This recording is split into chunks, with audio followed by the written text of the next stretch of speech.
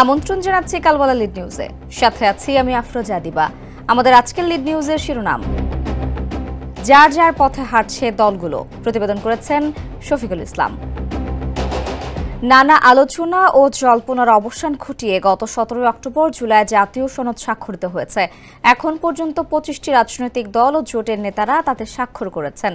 স্বাক্ষর অনুষ্ঠানের মাধ্যমে একটি নতুন বাংলাদেশের সূচনা হলো বলে জানিয়েছিলেন অন্তর্বর্তী সরকারের প্রধান উপদেষ্টা ডক্টর মোহাম্মদ ইউনূস। তবে জুলাই সনদের স্বাক্ষরের পরও দলগুলোয় মতভিন্নতা কাটেনি।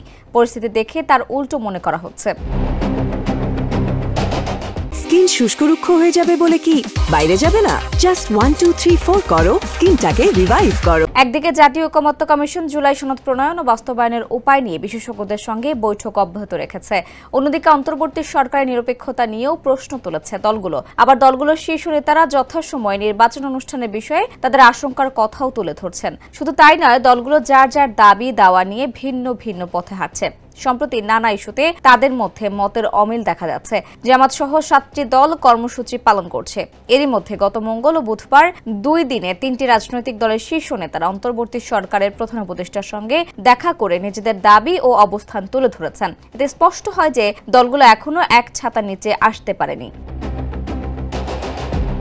জামাতে ইসলামী বলছে, দাবি না মানলে আর নির্বাচনে যাবে না এবং সরকার জনগণের দাবি মেনে নেবে। অন্যদিকে জুলাই গণঅভ্যুত্থানের মধ্য দিয়ে গড়ে ওঠা রাজনৈতিক দল জাতীয় নাগরিক পার্টি এনসিপি বলছে, শাপলা প্রতীক না দিলে তারা নির্বাচনে অংশ নেবে না। তাছাড়া আসন্ন ত্রয়োদশ সংসদ নির্বাচনে পোলিং এজেন্ট কারা হবেন কিংবা নির্বাচন পরিচালনা কিভাবে হবে সেসব বিষয়ে প্রধান নির্বাচন কমিশনারের সঙ্গে দেখা করে দলীয় অবস্থান তুলে ধরেছেন বিএনপির দায়িত্বপ্রাপ্ত নেতারা। দলগুলোর এমন কঠোর অবস্থান জাতীয় সংসদ নির্বাচনকে আরও জটিল করে তুলছে। তবে অন্তর্বর্তী সরকার 2026 সালের ফেব্রুয়ারিতে সংসদ নির্বাচনের বিষয়ে দৃঢ় আশাবাদী বলে জানিয়েছে। এমনকি সরকার নিরপেক্ষতা নিয়ে নিশ্চিত থাকতে বলেছেন প্রধান উপদেষ্টা। তারপরও রাজনৈতিক অস্থিরতা বাড়ছে, দলগুলোর মধ্যে অনৈক্য স্পষ্ট হচ্ছে। বিশ্লেষকরা বলছেন, দেশ ও জাতির বৃহত্তর স্বার্থে সব রাজনৈতিক দলকে ঐক্যবদ্ধ হতেই হবে, অন্যথায় বাংলাদেশ ক্ষতিগ্রস্ত হবে এবং নানা সংকট তৈরি হবে। জাতীয় ঐকমত্য কমিশন জুলাই সনদ প্রণয়ন ও কার্যকরের জন্য বিশেষজ্ঞদের সঙ্গে আলোচনা চালিয়ে গেলেও দলগুলোর পক্ষ থেকে অন্তর্বর্তী সরকারের নিরপেক্ষতা নিয়ে প্রশ্ন তোলা হয়েছে। রাজনৈতিক দলের শীর্ষ নেতারা প্রকাশ্যে যথাসময়ে নির্বাচন অনুষ্ঠানের বিষয়ে তাদের আশঙ্কার কথা তুলে ধরছেন। এই দ্বিমুখী অবস্থানে দেশের রাজনৈতিক অঙ্গনে নতুন করে অনিশ্চয়তা দেখা দিয়েছে। বিএনপি, জামাত সহ দেশের প্রধান রাজনৈতিক দলগুলো যার যার দাবি দাওয়া নিয়ে ভিন্ন ভিন্ন পথে হাঁটছে। নির্দিষ্ট দাবিতে জামাত সহ 7টি রাজনৈতিক দল রাজপথের কর্মসূচিতে সরব রয়েছে। বিএনপি মহাসচিব মির্জা ফখরুল ইসলাম আলমগীর গতকাল এক অনুষ্ঠানে বলেছেন, অন্তর্বর্তী সরকারকে সহযোগিতা করে আমরা একটা জায়গায় আসার চেষ্টা করছি যাতে একটা নির্বাচন করা যায়। আমি কোনো দলকে ব্যক্তিগতভাবে দোষারোপ করতে চাই না, কিন্তু হতাশার সঙ্গে লক্ষ্য করি কোনো রাজনৈতিক দল নির্বাচন যেন পিছিয়ে যায়, নির্বাচন যেন সঠিক সময় না হয় তার চেষ্টা করছে। এটা ঠিক হচ্ছে না। গত বুধবার নিউ ইয়র্কে এক মতবিনিময় সভায় জাতীয় সংসদ নির্বাচনের দিনই গণভোট হওয়া প্রসঙ্গে জামাতের আমির ডক্টর শফিকুর রহমান বলেছেন, একটা নির্বাচনের আগে আরেকটা নির্বাচন খুবই যৌক্তিক।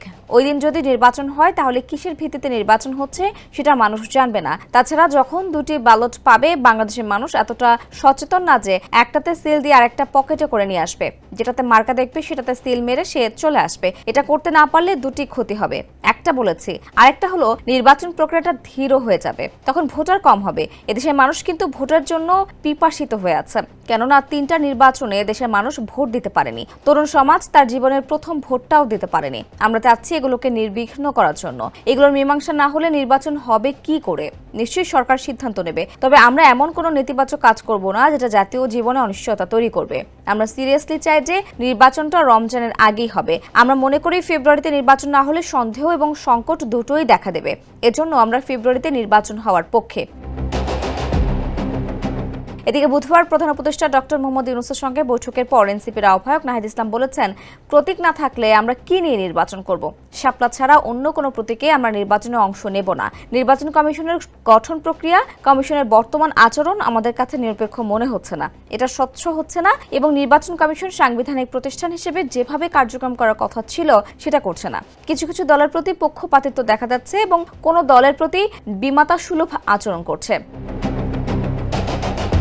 নাহিদ আরও বললেন, বিগত সময়গুলোয় নির্বাচন কমিশন যে পদক্ষেপ নিয়েছে সেখানে কিভাবে নির্বাচন হয়েছে সেভাবে হলে দায় সরকারের উপর আসবে। আমরা সরকারকে সে বিষয়টি অবগত করেছি। এই মুহূর্তে নির্বাচন কমিশন পুনর্গঠন করা প্রয়োজন। সরকারি কর্মকর্তাদের পদায়ন যোগ্যতার ভিত্তিতে হচ্ছে কিনা সেটাও বলেছি। কেননা বিভিন্ন জায়গায় দেখতে পাচ্ছি, শুনতে পাচ্ছি প্রশাসনে বিভিন্ন ভাগ বাটোয়ারা হচ্ছে। বড় রাজনৈতিক ব্যক্তিরা নিজেদের মধ্যে ভাগ বাটোয়ারা করে এসপিডিসির জন্য তালিকা করে দিচ্ছেন। উপদেষ্টা পরিষদের ভেতর থেকে সেই দলগুলোকে সহায়তা করছে। ফলে এভাবে চললে সরকার প্রশ্নবিদ্ধ হবে। অনিয়ম, দুর্নীতি, রাজনৈতিক দলীয় পক্ষপাতের বিষয়টি যেন প্রধান উপদেষ্টা দেখেন, সেই বিষয়টিও আমরা জানিয়েছি।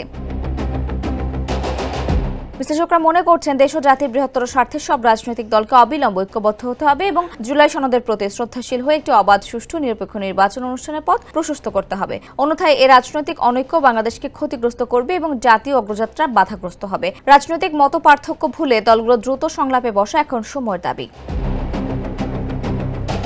জানতে চাইলে ঢাকা বিশ্ববিদ্যালয়ের রাষ্ট্রবিজ্ঞান বিভাগের অধ্যাপক ও রাজনৈতিক বিশ্লেষক কাজী মোহাম্মদ মাহবুবুর রহমান গতকাল কালবেলাকে বলেন, রাজনৈতিক দলগুলোর মাঝে অনৈক্য এবং মতভিন্নতার কারণ হলো জুলাই সনদের মতো চ্যালেঞ্জিং ইস্যুতে যেহেতু একটা দল বাদে সবাই স্বাক্ষর করতে পেরেছে, সুতরাং একটা রাজনৈতিক ঐক্য আছে।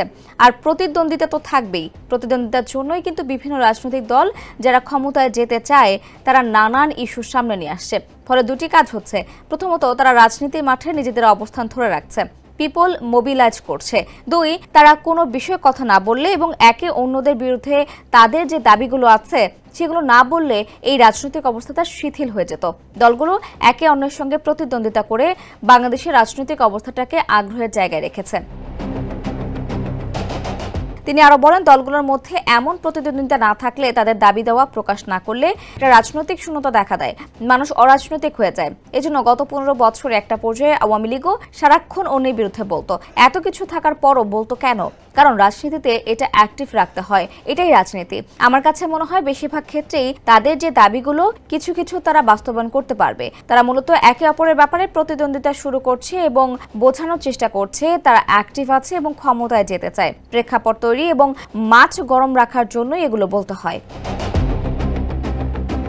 চলমান সংকটের সমাধান কিভাবে হবে এই প্রশ্নের উত্তরে কাজী মাহবুবুর রহমান বলেন, এগুলো তো আইনি প্রক্রিয়ায় যাবে। কারণ নির্বাচন যখন কাছাকাছি আসবে তখন এগুলো আর থাকবে না। কারণ তাদের একটা বিন্দুতে এসে একমত হতেই হবে। এর মানে কিছু কিছু ডিমান্ডকে ছাড় দেওয়া।